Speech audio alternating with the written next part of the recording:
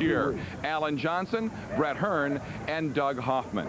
Well, we have our own heavy hitter down in the pits, Cowboy Paul Small. He's standing by with two drivers who dominated here at Rolling Wheels just last year. Doug, if they were handing out MVP awards, these two drivers certainly would have gotten it for their performances on Rush Hour last year here at the Rolling Wheels Raceway. The Hurricane Steve Payne is the defending race champion here. Steve, you've won 4 races here in the past. Is it still a thrill for you to win a race here? Oh, yeah, it's a thrill anytime you can win a race anywhere, especially on national TV. And, you know, we got lucky and won it last year, and hopefully we'll do good tonight. Now, Steve is a relative youngster in terms of dirt modified competition and winning those 4 races. Barefoot Bob McCready has won over 30 races here at the Rolling Wheels Raceway. Bob, how special is it to win at the Rolling Wheels Raceway, and how tough is it to win here? Any race here is tough because it draws all the cream of the crop of the dirt circuit, so anything you win at Rolling Wheels is well earned. You haven't won a race yet here this year, but you've come awfully close. Well, it's like I say, it's tough here, and man, when you got a bunch of guys like Steve and Alan, Danny, Jack, this is a specials only format. They're all long races, and like I said, just the cream of the crop here. So, hey, we're trying. Bob McCready and Steve Payne, they may be repeat winners from last year to carry over as the 4th different winner here this year at the Rolling Wheels Raceway. Certainly 2 men to watch for tonight's Firecracker 97. You know, we have many new sponsors on Rush Hour this year, and one of them is lending its name to tonight's Skoal Series race, Easy Care. Ralph, what is Easy Care? Easy Care is extended service contracts that we sell through car dealerships, just like our co-sponsor tonight, Bill Trout, Lincoln Mercury in Seneca Falls. And what attracted the Easy Care company to a participation with Dirt Motorsports? Well, dirt brings you a lot of things. You know, you're in the Northeast at 31 or 32 racetracks. You've got the great TV. And as far as I'm concerned, the best racing in the Northeast as far as practically America. And I understand a former dirt modified driver is actually working with you now. Yeah, we've got a great new agent, Mark Kenyon, who is a former dirt racer and had a dealership in New Jersey. He makes the whole total package for us, and we look for a long-lasting relationship with the dirt organization. And, of course, that is the name of the game. Also the name of the game, the huge throngs on hand to enjoy the finest racing in the land. You know, our Rush Hour banner contest is stirring up a lot of excitement at all of our Rush Hour shows. Tonight's winner, Karen Cull, and she is now eligible for the year-end grand prize of $1,000. We are live at the Fast Track Rolling Wheels Raceway Park, and our Skoal Series races coming your way will continue after these messages. Rush Hour on Dirt is brought to you in part by Easy Care Extended Service Contracts, Top Oil Engine Treatment, Budweiser, the King of Beers, Midstate Communications, Hoosier Racing Tire, Sunoco A+ Mini Market, and by CarQuest Auto Parts. Welcome to the pros, CarQuest.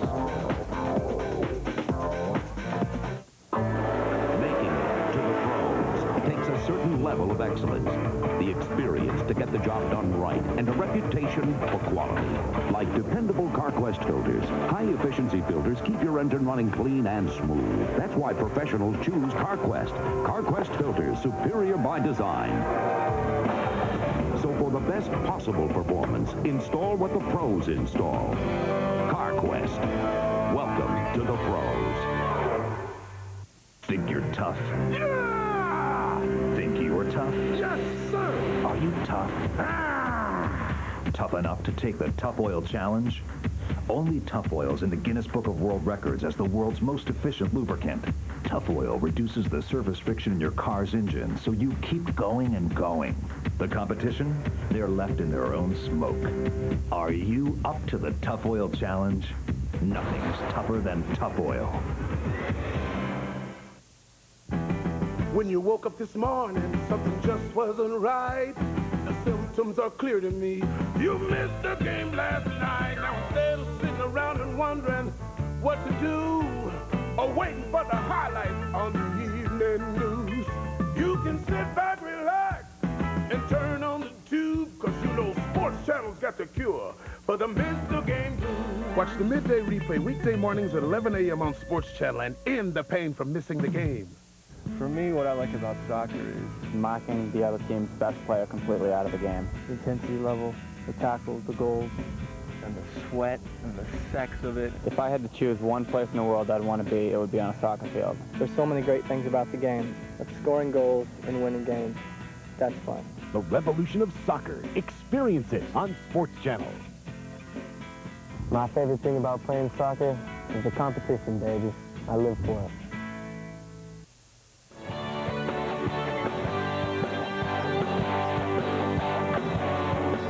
Live in the heart of the Finger Lakes in central New York, Rolling Wheels Raceway Park in Elbridge for the Bill Trout Lincoln Mercury Easy Care Firecracker 97 on rush hour. Doug Logan along with Gary Montgomery, and look at that formidable armada of racing machines set to take the green flag here this evening. I'll tell you, there's an air of excitement here at Rolling Wheels, Gary.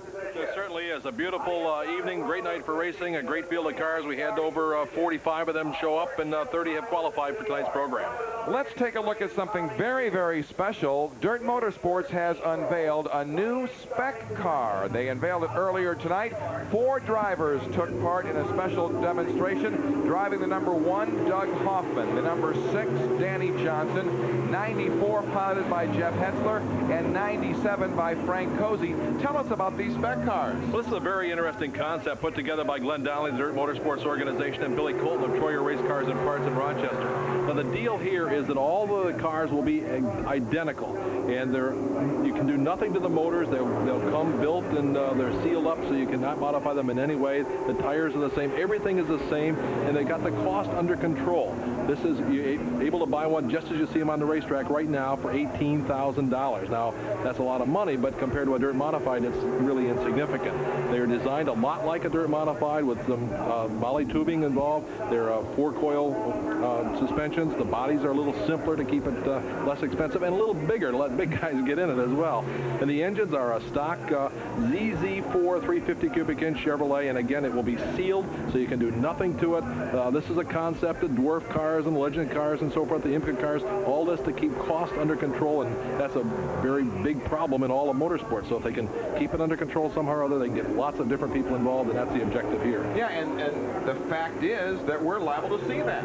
That's right. There are only 4 of these cars in existence right now, and you see the 4 of them on a racetrack, but by Super Dirt Week, they expect to have about 30 of them available for sale, or maybe they'll have it purchased by that time. Then during the winter, they're going to build them all winter long at Troyer's shop, and they'll be racing at all the dirt tracks in 1998. And these cars, as you mentioned, Gary, will be for sale at Super Dirt Week. It's going to be very, very exciting indeed. Well, last night, the Mighty Mod Squad roared around the Moody Mile at the New York State Fairgrounds for a Skoal Bandit Racing Super Dirt Series event, and Paul Small has the story.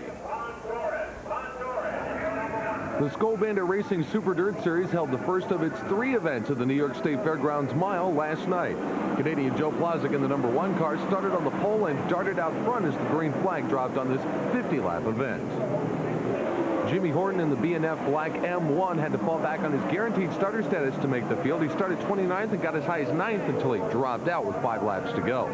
Excellent racing in mid-pack. Tim Fuller in the CarQuest 19 battles with Tim McCready in the number 24 and the Reclamation 33 of Jeff Hetzler. All 3 of them would finish in the top 10. That's up for Danny Johnson, the Freightliner number 6. He made a tire stop and finished 12th. And Alan Johnston, the Bull Bars 12B, blew an engine. Back on the racetrack, Brett Hearn was the victim of a Bob McCready-Tim McCready sandwich all night in the Budweiser number 3. He was also fighting a tight condition on his race car, but still nailed down to top 10. Nobody could touch Joe Plazek in the Canadian car number 1. He pulled away from Kenny Tremont in the race's closing moments and took a dominating victory on the first of 3 events to be held this year at the Moody Mile. Kenny Tremont held on for second, Eddie Marshall third, then Billy Decker and Tim Fuller. Take a look at the Skoal Bandit Racing Super Dirt Series points picture after 6 events. They shuffled the deck a little bit last night, but no change on the very top. Danny Johnson still leads. Bob McCready has come from 3rd to 2nd. Alan Johnson was from 2nd going into last night. Comes up with 3rd. Brett Hearn advanced from 7th in the points, and now he's up to 4. And you see Steve Payne in 5. There's a tie for 6. Jack Johnson and Jimmy Horton, they're just 2 points behind Payne and Fifth, so very, very close in the middle of the pack. Timmy Fuller continues to stay in a hunt. Tim McCready, this outstanding young driver, is 9th, and Doug Hoffman, the defending champion of this series, is struggling a bit. He's 10th in the point standings with 350 points. A very competitive series, and I'll tell you, they're really going after it in the points picture as well. When we come back, we will go racing on Rush Hour. But first, last night, dirt sportsman driver Kevin Fleming was fatally injured in a racing accident at the New York State Fairgrounds. On behalf of everyone at Dirt Motorsports, our heartfelt sympathy goes out to the family and friends of a true racing champion, Kevin Fleming.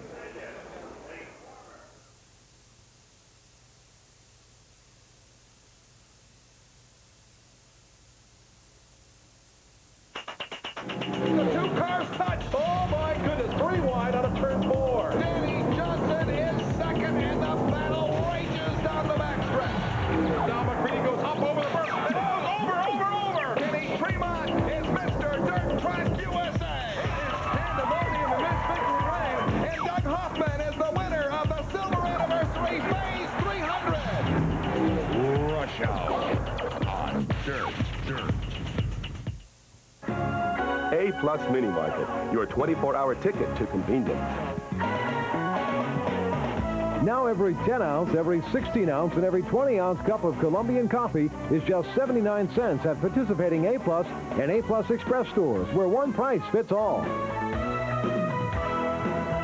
Over 3,000 items. A-Plus Mini Market, 24-hour convenience. Your store, plus more.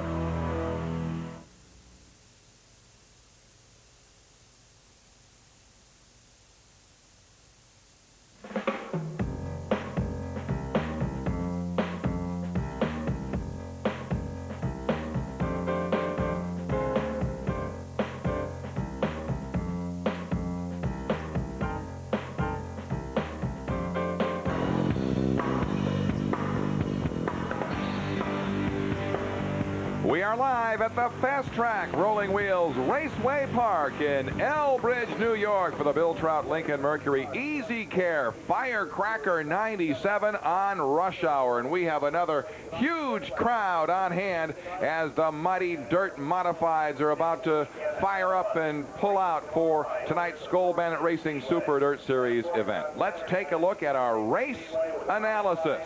This event covers 97 laps. There'll be 30 cars involved. The total purse, $30,000, $6,000 to win.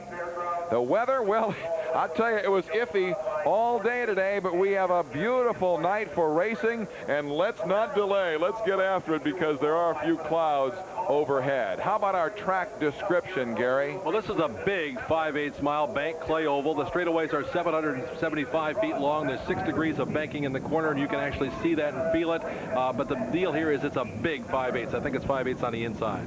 As for our track condition, always vitally important down to Cowboy Paul Small.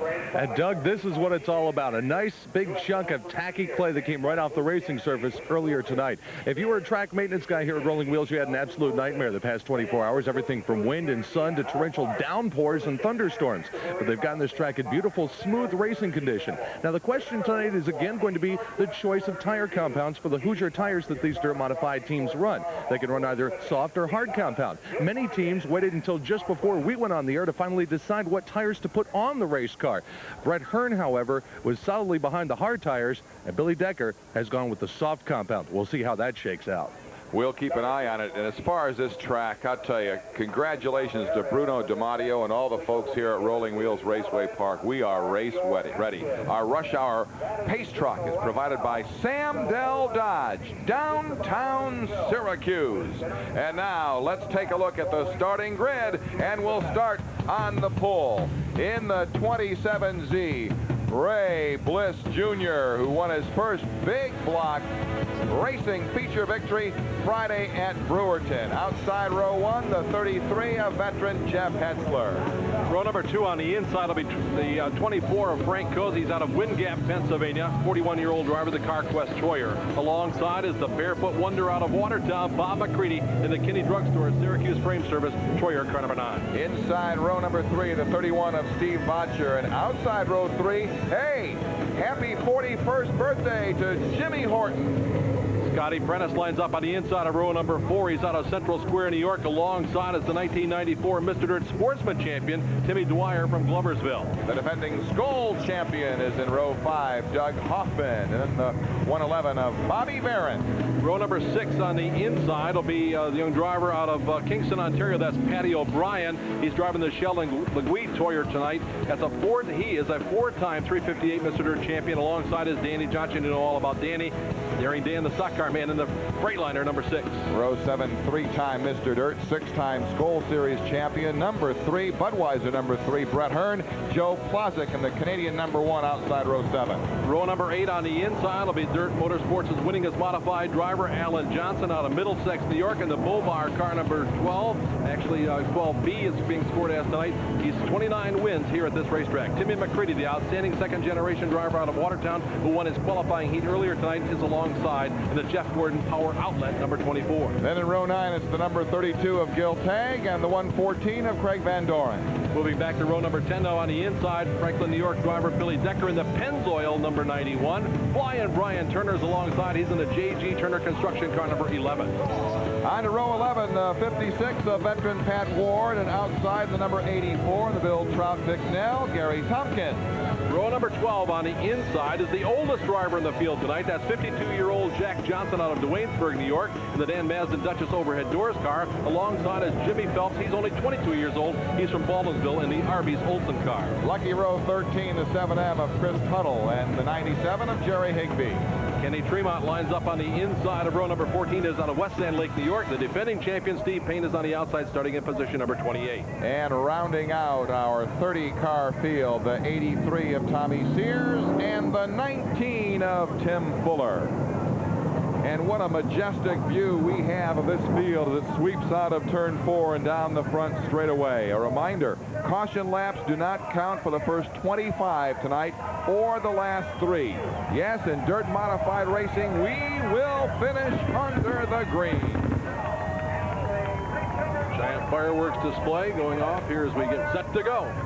Our heat winners, Brett Hearn, Tim McCready, Scott Prentice, Bobby Barron. Consolation winners, Pat Ward and Gary Tompkins. We mentioned the big crowd on hand, and this is just a huge weekend and week for racing in the dirt circuit. It certainly is. It all started last night at Syracuse. It'll continue all weekend long, and the giant fireworks display whenever Glenn Donnelly has a race on Independence Day weekend, and a place near Independence Day weekend. Three Fingers Mordecai Brown is on hand for a giant fireworks display. Our starter is Dave Farney, who is also high school principal. During the course of the school year, we're set. Pace truck provided by Sam Dell Dodge, downtown Syracuse, pulls off.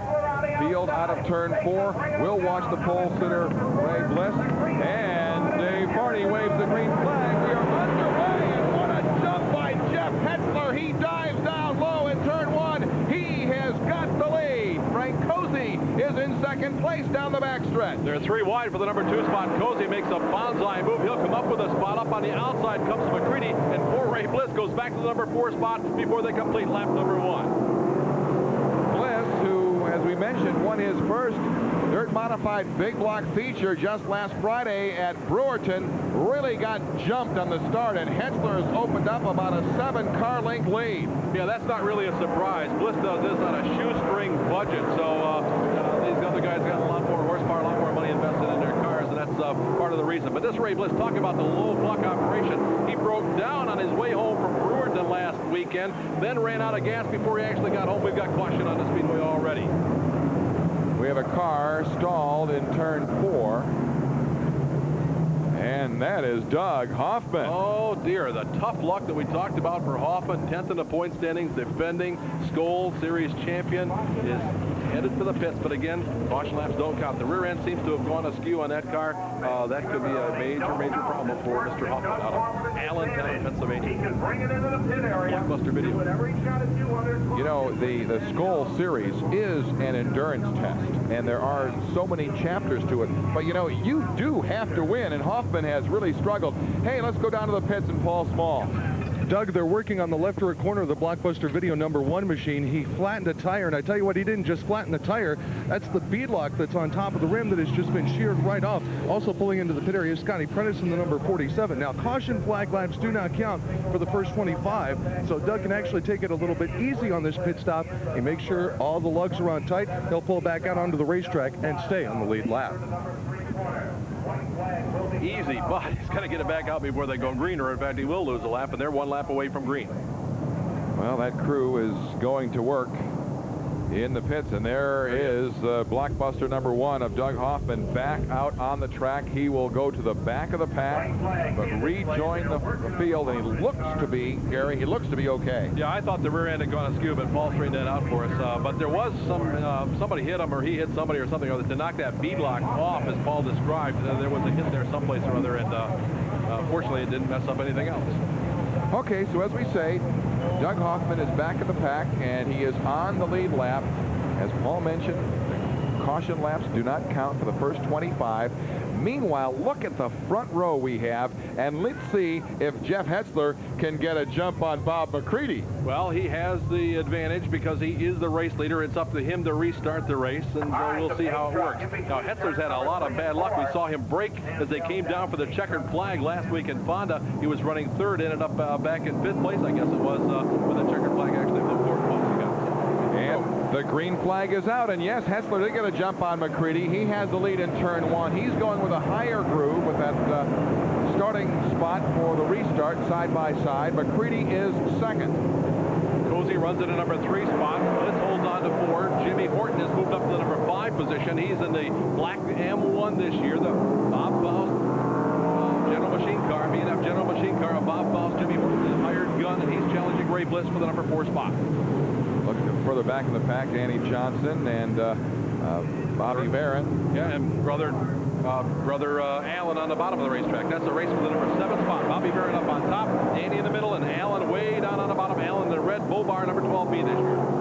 Back to Bliss in the 27. Remember, he started on the pole. Yeah, he's now challenging for the number 3 spot. The caution flag is out again. We got a multi-car tangle up in turn number 4. A couple of cars going around, 4 cars involved in that altercation in turn 4 that brings out our second caution. Tuttle is one of the cars involved. I think that looks like Sears. Okay, there's Timmy McCready in the Jeff Gordon Power Outlet car. Yes, and it is Sears and the number 83, the other car involved. And so 3 cars involved in that spin just outside of turn 3 into turn 4. And we have a caution out at Rolling Wheels Raceway. We are live at the fast track, and our coverage of the Bill Trout Lincoln Mercury Easy Care Firecracker 97 on Rush Hour will continue. This is the Dirt Motorsports Television Network. Rush Hour on Dirt. Back at Rolling Wheels Raceway Park for the Bill Trout Lincoln Mercury Easy Care Firecracker 97, and there is your running order after 4 of our 97 scheduled laps. Hetzler leads with Bob McCready, Cozy, Bliss, the pole sitter, rides in 4. Jimmy Horton, Steve Botchard, second-generation driver out of Lehighton, Pennsylvania. Hearn runs in the number 10 spot. The Johnson brothers are 8 and 9. Sam Dell Dodge Dakota Pace Truck will leave the racetrack momentarily. We'll go back to green. And Hetzler is on the pole position, outside pole. He chooses that groove to have the restart. They go side by side to the midway point of the race. And once again, Jeff Hetzler has that jump, putting the hammer down. McCready is second. Third place, Frank Cozy. Bliss is 4th, and Horton is being challenged for 5th. And there's a race for the lead as well, Gary. There certainly is. Bob McCready is pulled along the inside of Hetzler in a battle for the number 1 spot. McCready down on the bottom, Hetzler up on top. Now, Hetzler is running soft tires. That gives him an advantage here in the early going. I'm not sure what McCready's got on, but I would bet it's the hard tires. So we'll see as the race unfolds. But right now, Jeff Hetzler in the Smitty's Reclamation car 33 leads the parade here at Rolling Wheels. We're working lap number 6. And Bliss has just passed Cozy, at least temporarily, to take over the 3rd position. Let's see how they come side by side on turn 4. Down the front straightaway, and Cozy gets the position back. Side by side, Cozy running the outside of the racetrack. And down on the way on the bottom is Jimmy Horton in the black number 1. So Bob McCready runs into, there's that battle for the number 3 spot again. Now, Frank Cozy and the Rich Grosso Trucking number 24 CarQuest Auto Parts sponsored automobile, they blew their 10th engine of the season last night. A disastrous year for that team. It's a brand new team. Boy, they're going through a lot of money in a hurry. Cozy won 10 races last year. He's blown 10 engines this year. And we are only, I don't know, halfway into this, not even halfway into the season. Yeah, we understand that Frank's new car owner, Rick Grosso Jr. of Belmead, New Jersey, has already spent $250,000 on the engine program this season. And that's just plain bad luck. Well, he's got a new engine program now. He's got a new engine builder, and hopefully that'll sort out the engine problems for this very, very potent team. They won a race at the very beginning of the season back in March, I think it was, and they've won some others, but they've had a tough luck. Caution flag flies again. We've got a problem someplace on the racetrack. Caution flag number 3. We've got a car stopped up on the top of the 4th turn. It's Chris Tuttle again. He was involved in an altercation earlier. Tuttle brings the number 7M to a stop here on lap number 9. And that was just as Horton was passing Bliss for 3rd place. Actually, that would have been for 4th place because we've got the 24 of Cozy up in 3rd. So there you go. But anyway, Jimmy Horton, Bob Faust, B&F General Machine, Olson number M1 takes over the number 4 spot. And Tuttle gets a push. Bob McCready is headed for the pits. Bob McCready heading into the pits. We'll have that story for you as soon as it becomes available. Our Paul Small is down there in the pits. McCready, winner of our opening Rush Hour Live program and opening Skoal Super Dirt Series event down at Susquehanna. Paul Small is standing alongside the crew now, and we'll see what is going on with Bob McCready. Paul? I don't know exactly what's wrong here, but Bob has shut the car down as he came into the pit area. They're working, it looks like, in the right rear corner of the car. You get a closer look, you can see they've got a flashlight in there. They're working in the rear end assembly inside the right rear. Looks like they're also just handed Bob some kind of a bottle of maybe some kind of lubricant or something that he might be trying to use inside the car himself. We'll walk around here on the other side and get a look. You can see what Bob is doing here on the inside of the cockpit. Looks like it might be a problem, a pedal problem. Bob, you can see him kind of pumping his left foot up and down. Might be a brake problem here. This is terrible luck for Bob McCready. That car was running so well. He was running the soft tires like Jeff Hetzler, just running a little bit of a different lane on the racetrack. But it looks like a tough break here. We'll have to see how this develops and pans out as they continue to work on this car. All right, boy, tough news for Bob McCready, and we now have total confirmation that this is a brake problem. Yeah, we saw this guy standing alongside with a bottle of brake fluid and trying to find a place to, he knew where to put it. Not sure which direction they're pushing it in. Well, they're pushing it back out toward the track. He'll run without brakes, but he's at the back of the pack. Again, in the lead lap, but a tough break for the Barefoot Wonder out of Watertown. And the fans here respond as McCready emerges back into turn 1 and now to the backstretch. And let's see exactly how Bob goes about this with the brake problems. Meanwhile, that front row now comprises of Jeff Hetzler and Frank Cozy. Dave Barney waves the green flag. We are back to racing and rolling wheels. Hetzler again on the outside is a rocket on these restarts. He opens up a 2-car length advantage over Cozy as they race out of 2 and head down the back straightaway. Horton is right there. He goes to the outside. He's taken over the number 3 spot now. Bobby Barron is up to 4. Barron in the white number 111 runs 4. And we've got Alan Johnson down on the bottom of the racetrack. Battle for second. Jimmy Horton and Frank Cozy. Horton is down low. Cozy out high in the number 24. Does Horton have the job done? No, not out of turn 2. Down the backstretch, Cozy continues to lead by about a foot, maybe a foot and a half. Now Cozy goes way up on the berm and loses some ground as they work out of turn number 4. They come to the line. He's back in the number 2 spot. Horton right Down on the bottom of the racetrack, Alan Johnson has taken over the number 4 position. Bobby Barron runs in 5. Back in 6, it's a side-by-side battle. Brett Hearn and Stevie Botcher. There's the battle for the number 2 spot. Etzler has opened up a 10-car length advantage over this side-by-side duel as they work out a move. And this is really a classic example of high groove, low groove, and what the drivers choose to run. It's a great demonstration of the condition of this racetrack. We talked earlier about, or Paul did, about what great shape it was in, and it certainly is. They are side by side down the back straightaway. And again, Alan Johnson showing in the screen there just momentarily. He's just inches behind, riding in the number 4 spot. Down on the bottom, it's the Bobar number 12B with Alan Johnson on the keyboard this year. Our leader is Jeff Hetzler. Again, Horton goes below. Cozy can't get the job done. Cozy hasn't won since April 12th at Orange County's opener, so he would love to taste the fruits of victory here this evening. He runs the outside, but again, this is the battle for the number 2 spot. It's been confirmed now that there is a hole in the brake line of Bob McCready's Kinney Drug Store's Syracuse frame service car, so they can pour all the brake fluid in it that they've got, and it won't stop unless they can find that hole, block it up or something, or cut the line off and run with 3 battles or whatever.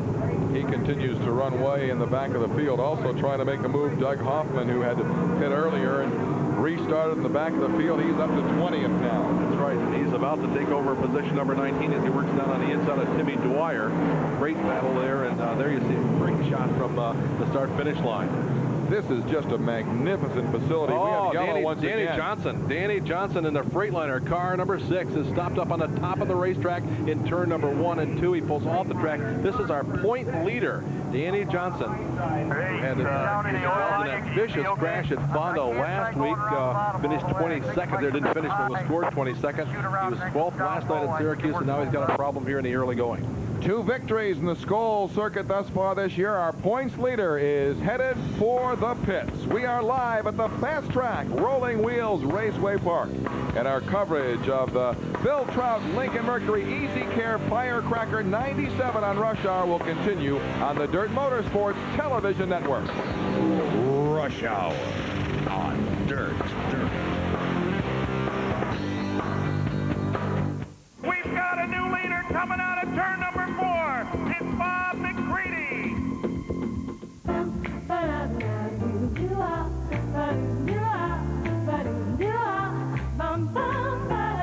It's still Gary Ballou, followed by Dr. Pepper, Tommy Corellis, and Billy Osmer makes the move on the inside as they move down the back straight. Race flying is out. We're underway. The Dirt Motorsports Hall of Fame and Classic Car Museum, where memories roar to life. The Great Outdoors RV Superstore, your Fleetwood powerhouse dealer. Over 200 Fleetwood fold-downs, travel trailers, and fifth wheels. Coleman, Mallard, Prowler, Savannah. The best selection on Fleetwood motorhomes. C-Sport, Jamboree, Founder, and Pacero.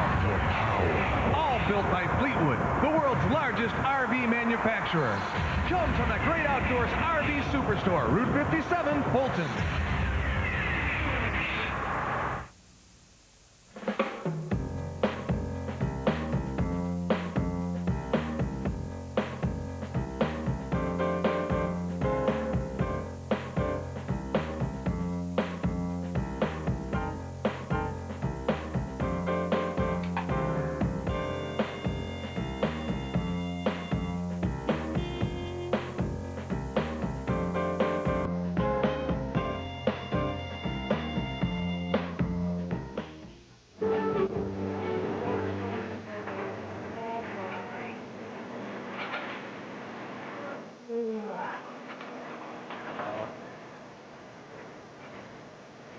You don't need algebra, geometry, and calculus to get this job. Now, if that doesn't convince you to take math courses, I don't know what will. Call Acme. We'll tell you what you need to do.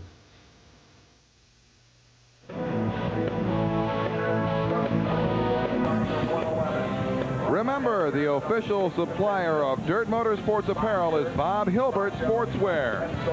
Radio communications provided to Rush Hour and Dirt Motorsports by Midstate Communications, providing reliable, customized paging service and complete communication systems for race teams and racing fans. Midstate Communications, the official supplier of radio communications for Dirt Motorsports. Doug Logan along with Gary Montgomery back at Rolling Wheels Raceway Park. 15 laps in the books out of 97, and we are set. Back to green. And trying to get a jump on Jeff Hetzler is Frank Cozy. Can he do it? Hetzler's got the lead in turn 1, now to turn 2. And look at Alan Johnson. Alan Johnson is a rocket here in the early going. He's come from the number 10 starting spot. He is up to the number 2 position now as he moved by Cozy with no problem. We've restarted this race without our point leader. Danny Johnson has an engine problem. The Freightliner car is apparently out of the race. Race leader is still the Bernie Smith Reclamation car 33. It's a Troyer bus with a precision-built big block Chevrolet under the hood.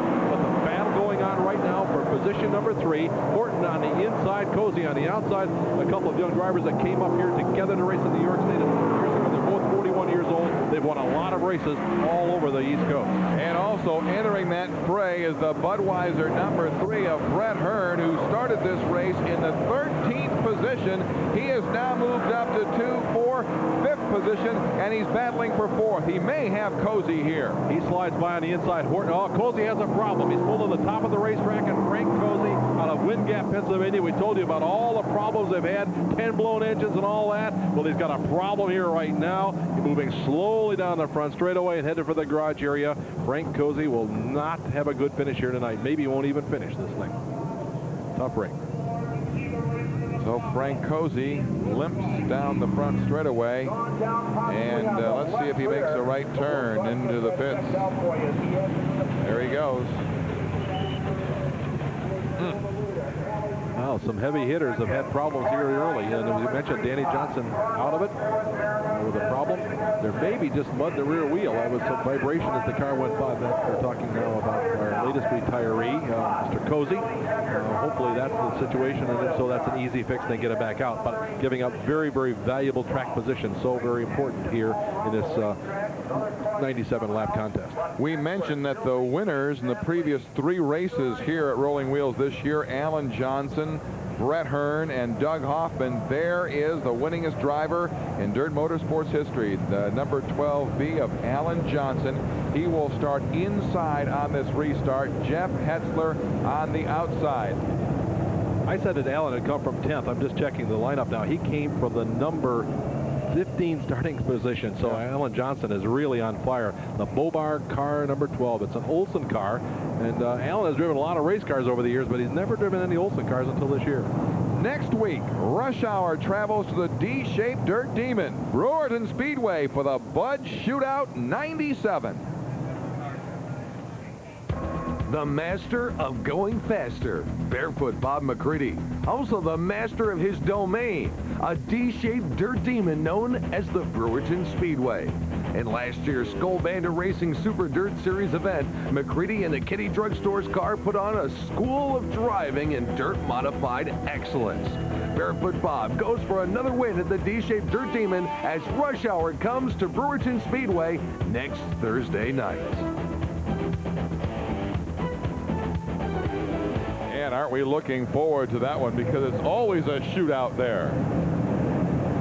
It's a very interesting racetrack. The word on Cozy, overheating problem. Not as simple as the mud in the wheel that we had hoped for, and they've taken it back and shut it down, so he's going to lose laps. He's probably going to call it a night here on lap number 18. 18 down, we go back to green flag racing. Hetzler on the outside, Alan Johnson on the inside, and Brett Hearn goes way up on top. They're thinking about 3 wide, it won't work, and it's Hetzler the leader as they head down the back straightaway. And Brett Hearn has the number 3 position, now battling Alan Johnson. He's got a nose in front in a turn 3, going for that 2nd position. It looks like he's got A.J. Slideways there, and so down the front straightaway, it's Hetzler, Hearn, and Alan Johnson.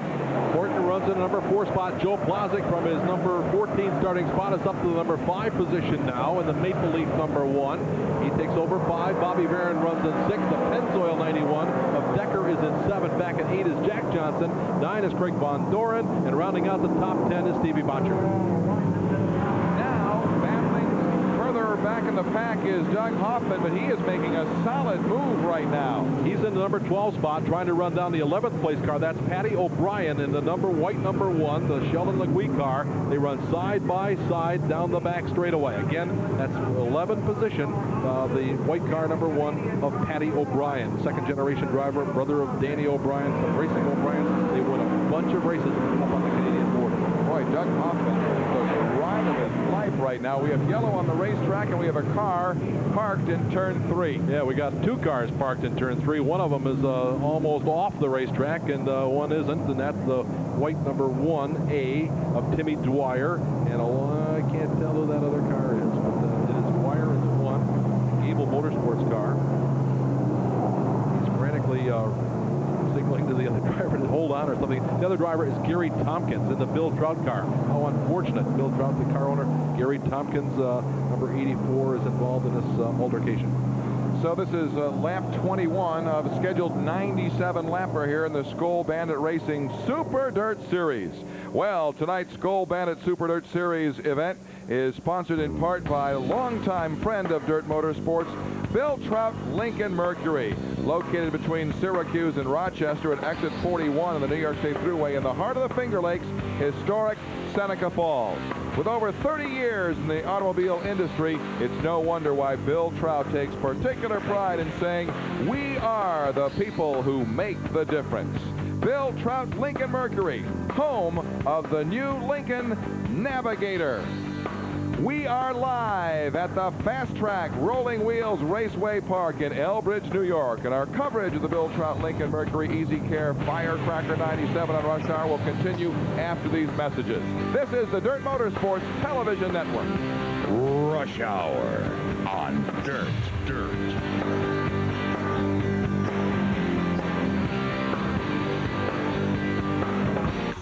Sportswear Direct presents their summer collection, featuring ladies' sleeveless downs embroidered with the Dirt logo. Hot off the press, it's the Dirt Modified Mudslide Tee for men and women, available in all sizes. TV fans, the Rush Hour tees are in. Don't wait on these, they're going fast. And don't forget about your favorite driver tees, too. Place any order over $25 and receive a free Rush Hour hat. Introducing the new Easy Care Certified 6-month, 6,000-mile used car warranty. To be Easy Care Certified, a car has to undergo thorough inspection. Technicians check under the hood, under the vehicle, and even take it for a road test. If something isn't right, they fix it.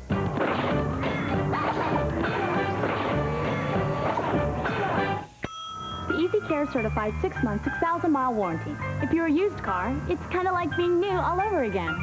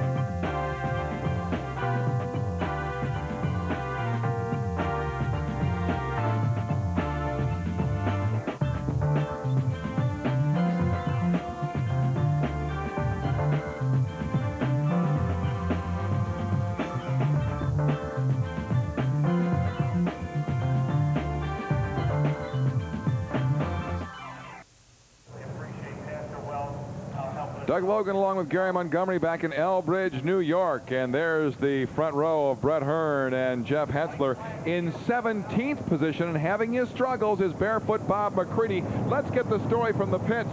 Paul Small. Down here in the pit area with crew chief for barefoot Bob McCready's car, Hugh Naylor. Hugh, the first question is, how bad is this brake problem? Well, he's got 3 brakes now instead of none. We fixed it as best we can do right now. So I think we'll be okay. The track is so slippery that he can just, get off the throttle, use what brake he has, and we're passing a few cars, so hopefully we're okay. Has Bob said anything else? Does he feel he has any kind of a shot to win this one? He doesn't talk much. He doesn't say anything. I think Bob McCready lets his actions on the racetrack speak louder than any words he might say, Doug. Yeah, but I think a lot of ears perk up a little bit when you say you have 3 brakes. What's that all about? Well, I said there would be a hole in the line would be a problem unless they were able to cut one of the lines off, and that's what they've done. So 3-wheel brakes, as Hugh said, better than none. Not as good as 4, but better than none. Notice the very different nose piece on the front of McCready's car. You can just see it there in the camera. It's almost straight up and down. That's a special piece that Tim Hatt has put together for him, and they hope to get more downforce out of it. It's got to give downforce, but it doesn't slow him down too much. We're back to green. After our 6th caution already in this race, Jeff Hetzler leads Brett Hearn in turn 1. Jimmy Horton is 3rd. Alan Johnson is 4th. He's making a bid for that 3rd position, but Horton holds him off down the backstretch. There are your leaders. Jeff Hetzler, the 33. The Budweiser number 3, Brett Hearn.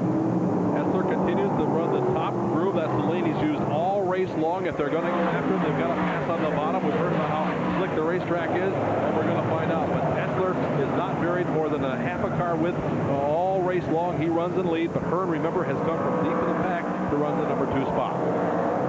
Hetzler and Hearn, of course, 2 full-time drivers. They've had many, many battles like the one they're raging right now at Orange County for almost 2 decades. Yeah, but they don't do that anymore because Hetzler still races at Orange County. Brett's gone off to the Lebanon Valley Speedway to call that his Saturday night race place for the last couple of years. Battle for 5th. There's Barron and Joe Plozek. Barron in the 111, Plozek in the Canadian number 1. And just outside, jumping Jack Johnson trying to leap a position. Jack Johnson has caught that battle, and they run the 2-3 wide. They're up to lap number 25, so now caution laps will count from this point on.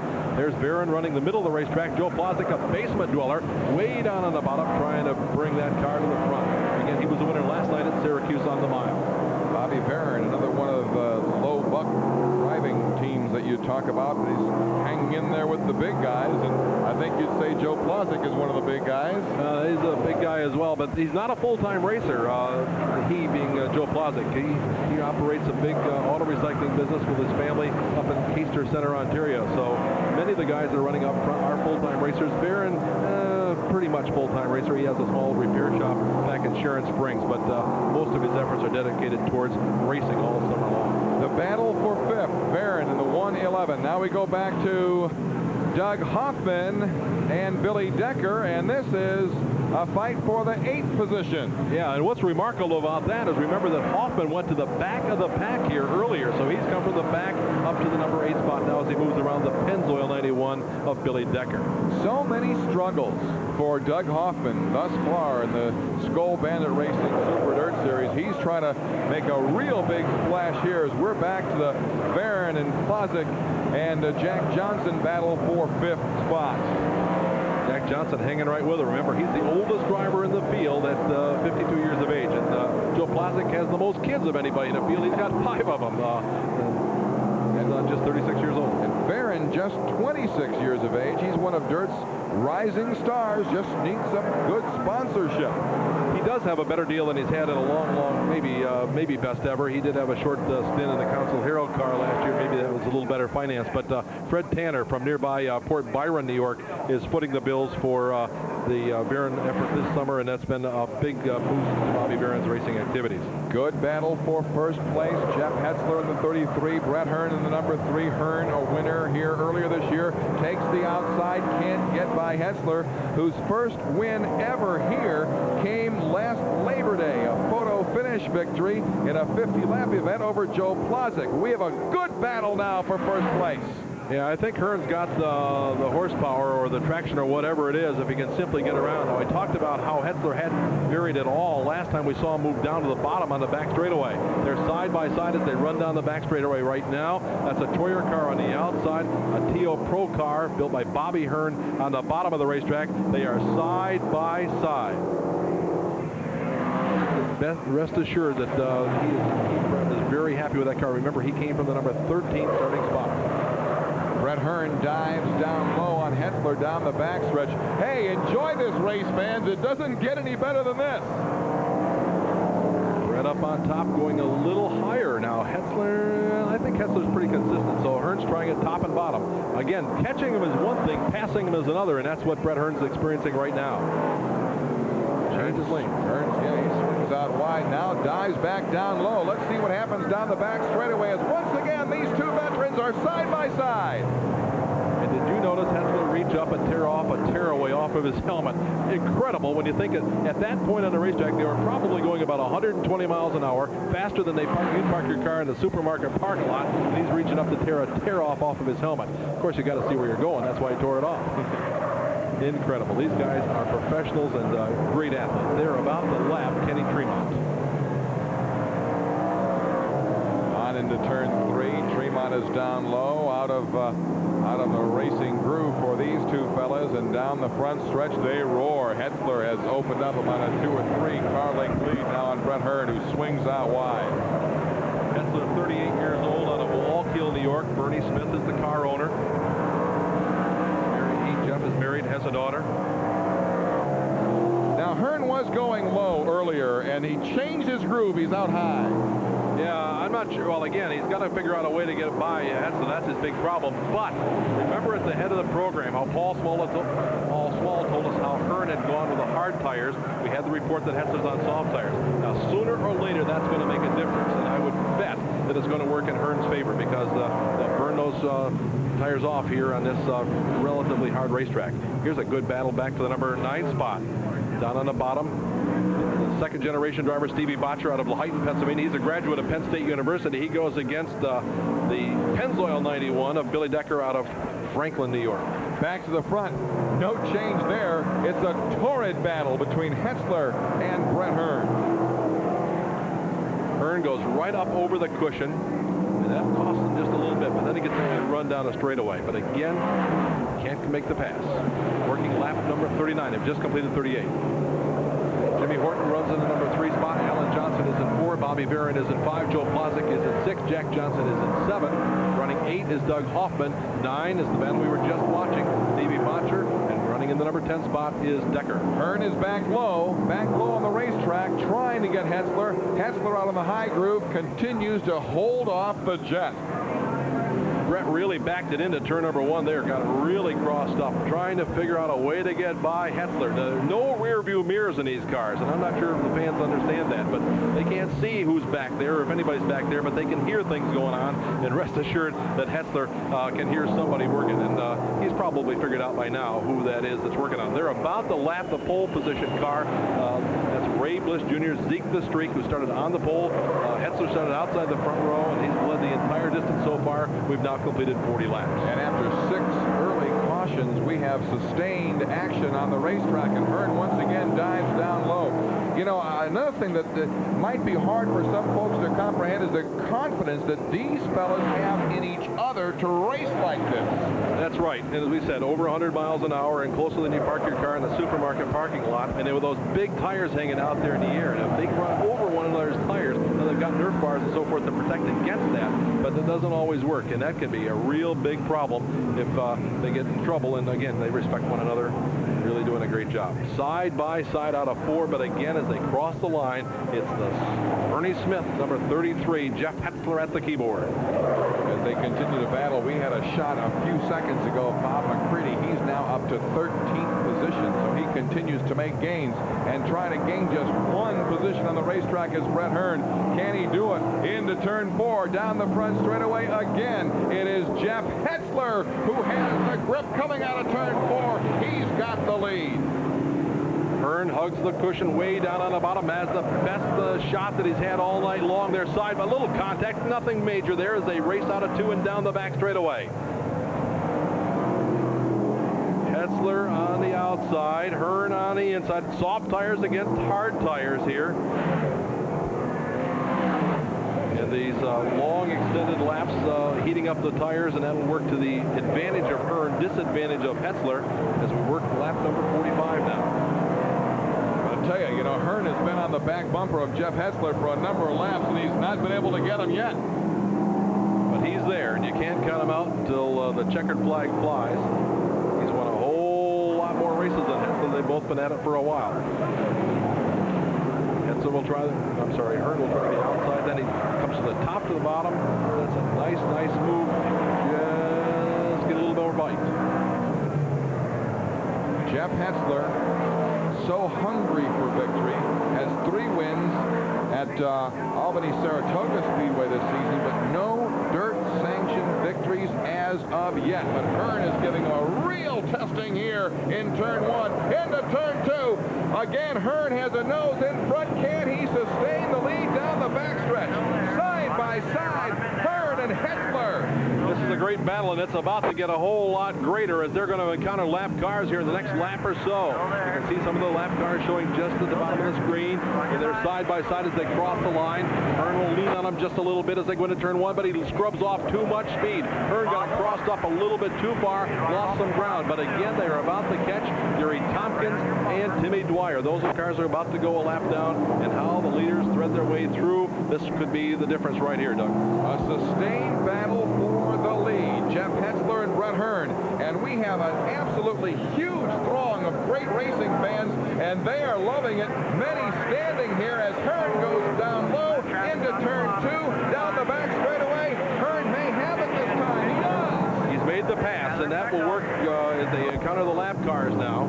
And again, the Hearn can now pick his way through the lap cars. That will be to whoever was leading. When they caught the lap cars, it would be the advantage of the leader because he can thread his way through. He'll never get through side by side. So on lap 48, which is basically the midway point of the race, Brett Hearn takes the lead, and now he stretches it out to about 4 car lengths as he's into lap traffic down the backstretch. Gary Tompkins in the Bill Trout owned Honeoye Auto Parts number 84 McNell car goes a lap down. This is the 4th place car. Alan Johnson running in the number 5 spot is Jimmy Horton in the M1. Horton looked like he was going to be a real solid player for the lead a few short laps ago. He had a big charge after this was last night at the New York State Fairgrounds. He started last in a backup car after a blown engine in the heat, and came on to 8th before he had a broken radiator cap, and that put him out. That was last night. These guys never look back. They're always looking forward, and right now they're all looking at the rear of the Budweiser Auto Palace number 3 of Brett Hearn. Look at that resume. 205 career dirt wins. That's in the big block modified division. He's got, I think, over 100 in the 358 division. So in total dirt motorsports win, he leads. We give Alan Johnson the credit because he has it for winning the most big block modified. But Hearn has won more races overall. And a good look at the number 3. Down the backstretch, Brett Hearn, your leader. There's the interval back to Jeff Hetzler in the 33. And Pat Ward is in the picture there as well. There's Bob McCready in the number 9.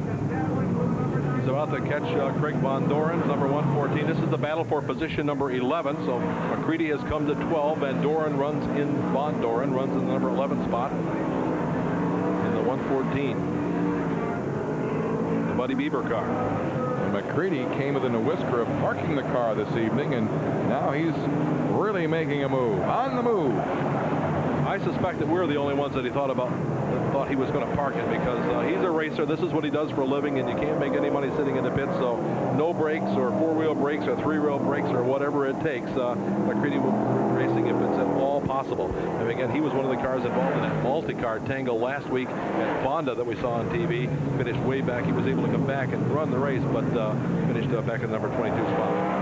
Craig Van Doren in the number 114 having a real hot season on the Pennsylvania small block trail. But that's a whole different deal. A big block in the car tonight, and there's about 150 to 200 horsepower differential, and big blocks worked a whole lot different than the small block cars. He's running well. Running in the number 11 spot with Bob McCready working all over him. The barefoot wonder out of Watertown, the master of going faster, 3-wheel brakes and all. Again, that's the battle for position number 11. 56 laps are now complete. Leader is Brett Hearn. Brett the Jet, who won last week at Fonda, leads the parade here at Rolling Wheels Raceway Park, and he's about to catch Timmy McCready in the Jeff Gordon Power Outlet number 24 car. There's Brett in in the Budweiser number 3.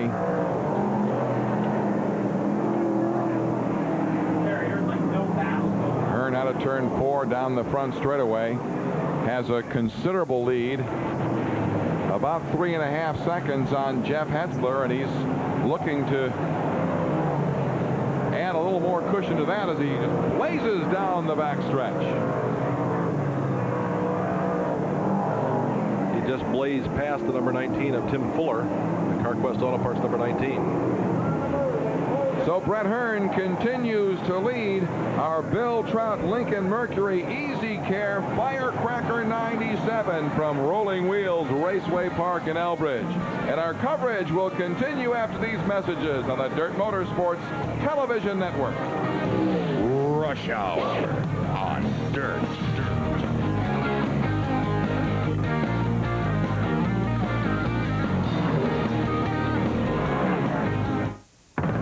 If you're filling your prescription, worrying about what you should take with what and when you should take it and how it will affect you, maybe you're going to the wrong place. So break out of there and come to Phase Drugs, where the pharmacy is our business. Our pharmacists are always there to answer questions on dosage, drug interaction, insurance, and more. And AccuFax lets you keep the Phase pharmacist advice at your side night or day. It's a major breakthrough in making prescriptions easy. The 2 cars touch. Oh my goodness, 3 wide out of turn 4. Danny Johnson is second, and the battle rages down the backstretch. Now McCready goes up over the berth. It goes over. Kenny Tremont is Mr. Dirt Track USA. Pandemonium in this victory lane. And Doug Hoffman is the winner of the Silver Anniversary Phase 300. Rush Hour on Dirt.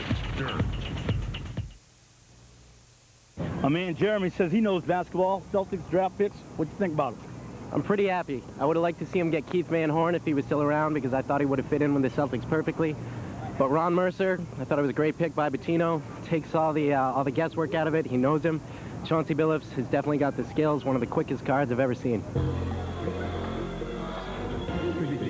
Street Beach. Now, we could lose some guys. I mean, David Wesley. What about this whole Dino Rogers thing, man? I'd like to see Dino gone. Way gone. I'd like to see Dino out of there. Well, tell him bye. Yep, bye. Bye, Dino. I'll see you and your bum knee. Pretty much I say you can get rid of everyone on the Celtics right now with the exception of Antoine Walker, Mercer, Billups. We need a power forward, and we need a center, and that's it. We got a team in about 2-3 years that can go all the way. Celtics new GM, Jeremy. That's Street Beat.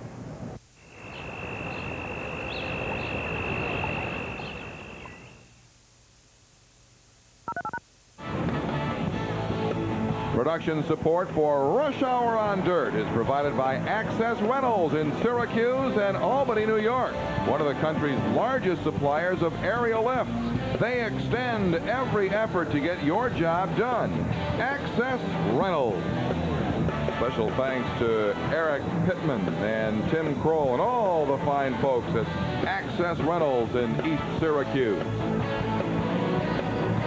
Take a look at this beautiful Tour T for the Rush Hour Series. You can call 1-800-979-DIRT and use your Visa and MasterCard. Let's go down to the pits. Cowboy Paul Small.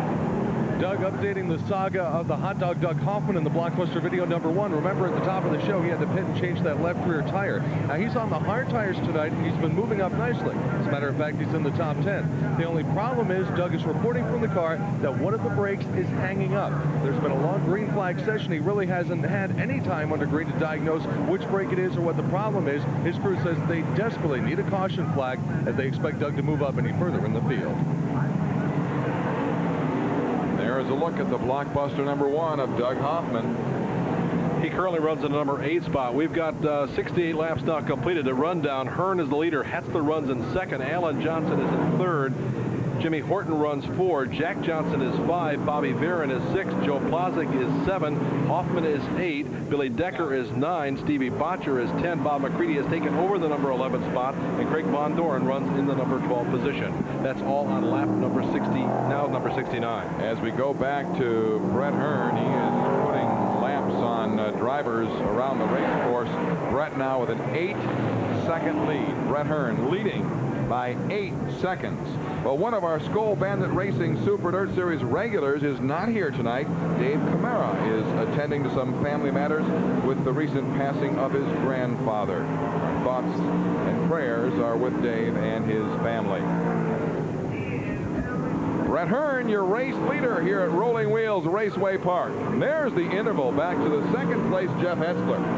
Yeah, these guys, we talked, Paul Small talked about a caution that was required or needed for Hoffman. Well, a lot of guys need a caution right now.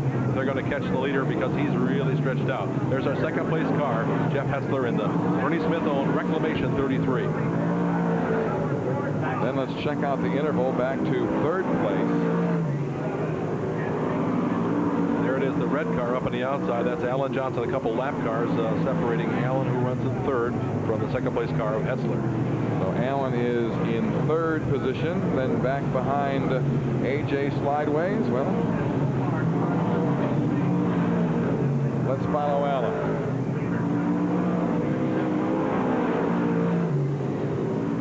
So Alan Johnson in that number 4 spot, a ways back. You're going to see a black car showing up here momentarily. Actually, the yellow car, the number 87. Jack Johnson has now taken over the number 4 spot, and Jimmy Horton has fallen to the number 5 position. So Jack Johnson runs in 4, Jimmy Horton is in 5. Another strong performance for Jack Johnson. Yeah, he's a lot of guys changed teams during the offseason, and just made a big difference to a lot of folks. Alan drove for the Bobar team last year. Jimmy Horton drove for the Duchess team, and they're all shuffled up, but they're all at the top. It seems no matter what car they're driving, these guys are great professional race car drivers. There's Jimmy Horton, the Bob Faust B&F General Machine car number M1, the black car. But he's being pressured by Bobby Varon and the Fred Tanner number 111. That is for the battle for the number 5 spot. A little friendly bump by Bobby in the turns, and Horton continues to hold on. Now Varon will dive down low in turn 3 into turn 4, and they bump again. Yeah, contact sport. We talked about the respect that they have for one another. Well, if you do it at the right place at the right time, it doesn't make a whole lot of difference, and certainly not intentional. Bobby slides by, a little slide job there, down on the bottom, and then slides right up on top, and Horton had to get on the brakes probably to avoid a contact that would have been a problem to spin Bobby Varon out. Very solid pass before it's all done, and Varon now tries to put a little distance between he and Horton. Varon, boy, a top 5 finish would be great for his pocketbook in a big money race like this one. Past Ray Bliss down the backstretch. Varon's 26 years old. He had a great run going last week at Fonda, but all of a sudden, with about 5 or 6 laps to go, something was going wrong with the rear end of the car. There was a giant vibration, and he withdrew from the event running in, I believe, the 6th or 7th spot. So Bobby Varon has not had a real good summer, but again, Fred Tanner putting the bills this year, and that helps a lot. So if you break, it's somebody else's problem, and that's sort of the way Bobby Varon's looking at it right now. And there's a look at Jimmy Horton, and he certainly has appeared to have his hands full with that race car. Yeah, you can see him moving inside the cockpit, the glove showing every once in a while, and it's not running on rails as it was earlier. In fact, Joe Plazik is closing in on him. He's on a white car number 1, the Maple Leaf number 1, the Plazik Auto Recycler Stakeout Western car, Canada Joe, and the Maple Leaf Special.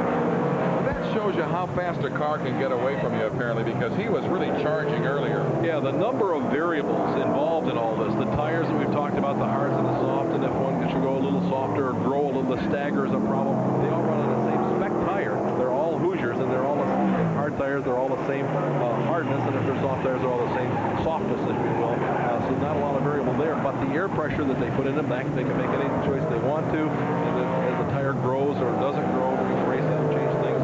Shocks and bars will give up, and a lot of things can go wrong during the course of a 97-lap contest. We've got 80 laps down. There's a shot of Joe Plazik, Ray Bliss, the pole sitter, and here comes that blockbuster number 1 of Hoffman. He's now running in the number 7 spot. So Doug Hoffman continues to make that charge from the back of the pack. He's running very, very strongly. Yeah, 8th and 7th, as I just said. We've got the 8th place car. He's out of Allentown, Pennsylvania. It's a Troyer car with a Hutter big block Chevrolet under the hood. And here comes Billy Decker with his Olson car. Pennzoil number 1, owned by Randy Ross, the Adam Ross Cutstone, Pennzoil 91 of Billy Decker. He's a logger. We've got a couple loggers out here. Decker is a logger, as is Ray Bliss. Has an interesting occupation as they combine logging with race car driving, and they're doing a great job of it both. So 15 laps to go, and after 6 early cautions, we have been green for a good number of laps. What has that done for tire wear? Green forever, and tire wear, it's not good because these tires are now extremely hot. And again, if tires were going to give up, they've given up by now, and this has been a long green flag session. And the guy that's loving the green flag session is the leader, because if they don't go caution, then he continues to stretch it out and he can work his way through traffic. But a caution flag will tighten things up and not work to Brett Hearn's advantage. Just about a third of a track lead now. Third of a track lead for Brett Hearn, who continues to roar around the Rolling Wheels Raceway Park. He's one of the winningest drivers here.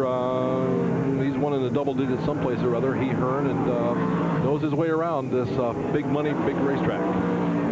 Here's Bob McCready. He continues to charge. Had brake problems earlier, went back to the back of the pack after a trip to the pits, and now he is in 10th. There's that very interesting nose piece that we talked about earlier. Tim Hatt, the fabricator that builds the bodies for all the sheet metal work for Bob McCready. A very different nose piece with 12 laps to go. McCready is catching Decker, but he's about to go a lap down to our race leader, Brett Hearn.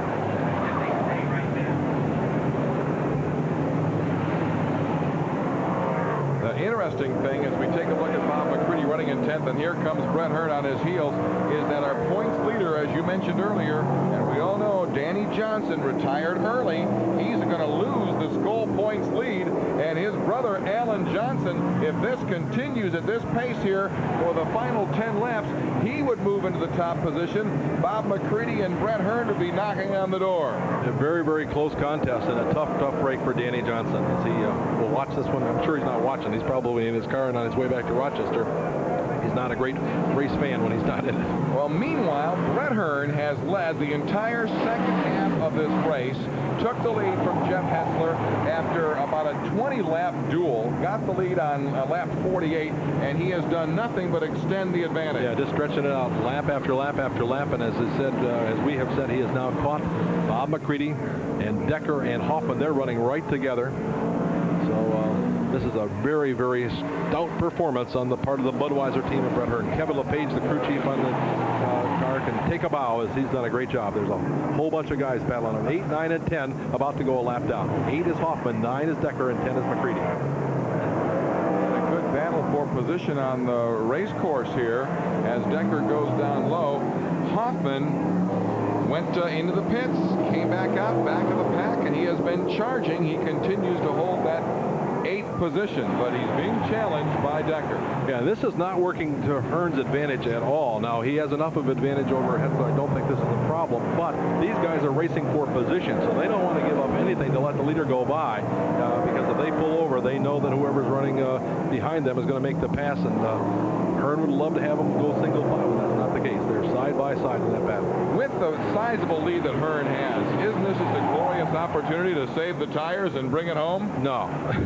They never back down, or almost never back down. Look at this, threading the needle down the back straightaway. McCready has made the pass on Decker. Hearn goes way up over the berm. They don't know how far back the second place car or whoever's behind them is. They maybe radio communication, they've got an idea, but this thing can change in a heartbeat, and so Hearn won't save it. Nobody will save anything in one of these races. They're too short, and they're too much money involved. And you see it right there, 5 laps remaining. McCready now 9th. McCready 9th. Hoffman is 8th, and Hearn about looking to lap them both.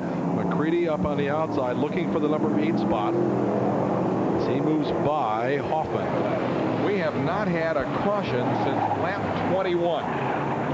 Just great high-speed racing here at Rolling Wheels.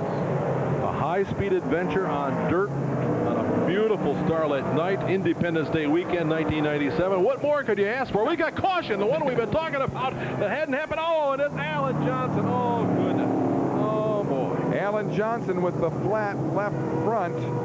And my, what a shootout this is going to make now down the stretch. Remember, the last 3 laps must be green, and we have 3 laps remaining.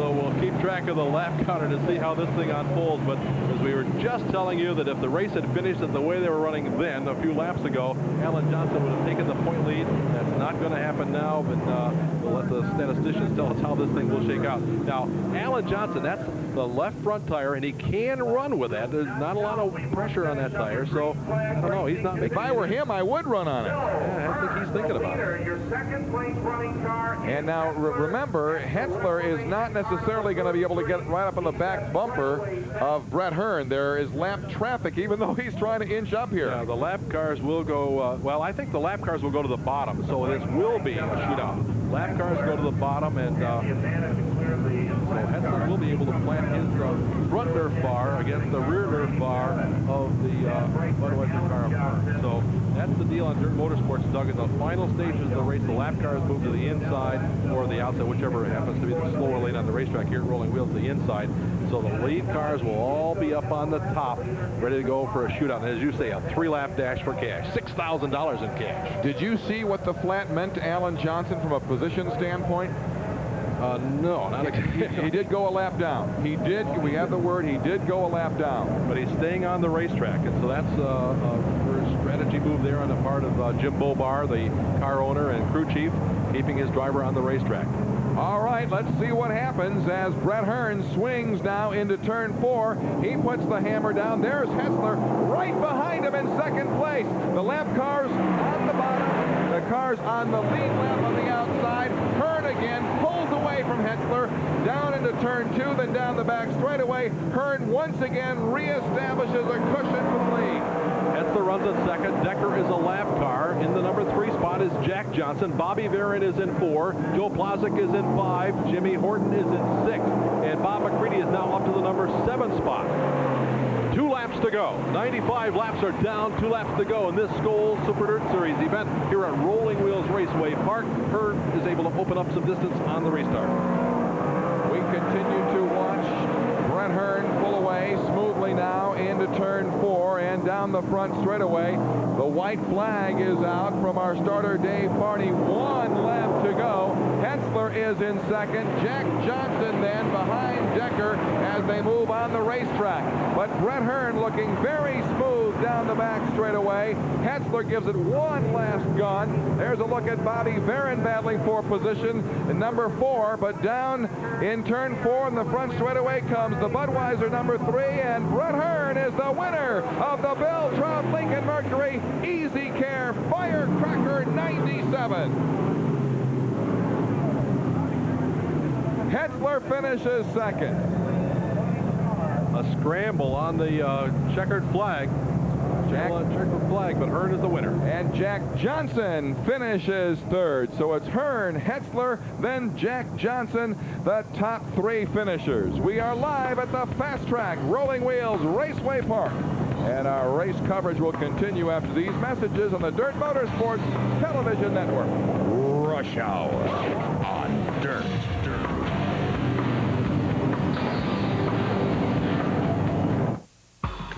Sportswear Direct presents their summer collection, featuring ladies' sleeveless downs embroidered with the Dirt logo. Hot off the press, it's the Dirt Modified Mudslide Tee for men and women, available in all sizes.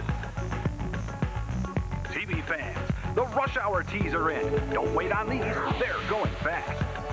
And don't forget about your favorite driver tees, too. Place any order over $25 and receive a free Rush Hour hat. Think you're tough? Yeah! Think you're tough? Yes, sir! Are you tough? Ah! Tough enough to take the Tough Oil Challenge?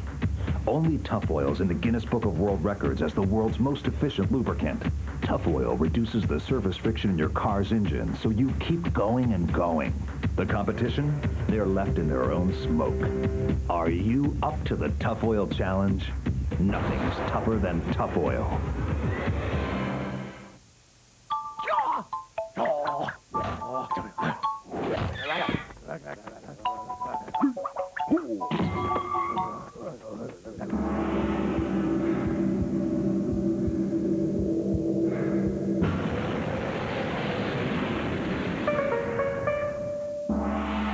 Watch Alexei the Headhunter Lallis in the New England Revolution all season long.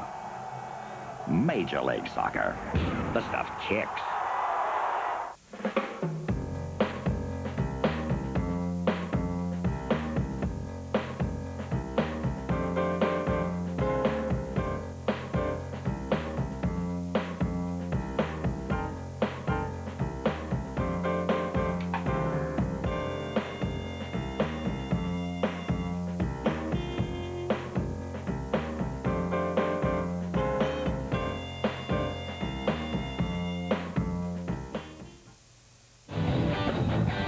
Have you checked out our official website of Dirt Motorsports? Find us at www.dirtmotorsports.com. Super Dirt Week, 26, October 7th to the 12th. Tickets now on sale. Sunday reserve, second and third elevation, just $50. Call 315-834-6606 for ticket information. For Brett Hearn, win number 56 on the career Skoal sheet. Let's go down to Victory Lane and Cowboy Paul Small. Brett, congratulations on the victory tonight. What made you decide to choose the hard tires over the soft ones? Well, about 3 weeks ago, we won a 25-lapper here. We won them on soft tires, and it was just a tick too soft. I knew for the 97-lapper, we'd need hard tires for this track. The humidity came out of the air late this afternoon, so it wasn't much of a gamble, I didn't think. And how about that battle with Jeff Hetzler? You followed him for quite a while. Were you confident you could get by him, or were you just searching? You never know. You know, sometimes his car could get better, my car could get worse. You never really know, but we had a heck of a race going on. But once I got in front of him, I could pick the pace up a little bit. I knew we were in good shape, and the car stayed underneath me. Unbelievable. I mean, the only thing I had to really do this race was worry about staying focused and hitting my laps, and the car was just on cruise control. It was fantastic for the Budweiser team tonight.